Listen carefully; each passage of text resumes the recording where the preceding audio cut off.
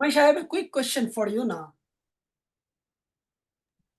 Yes. So, what is your best practice to use the Git? Do you create the branch by feature, or do you create the temporary like the repo for yourself daily? What is your best practice to use the code repository, especially the Git? Okay. For best practice, I have always when we practice our module, I have always create repository for push those work in the Git. What is your best practice, Ashik?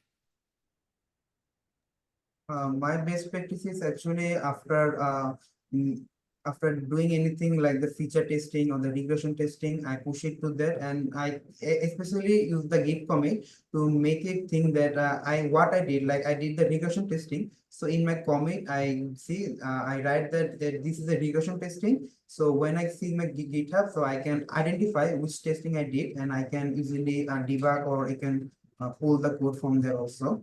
And I just create my own branch. I don't push it to the main branch directly. After that, so that if any kind of error occurs, so it will be resolved before pushing it to the production, or it will be resolved in the staging part. Thank you.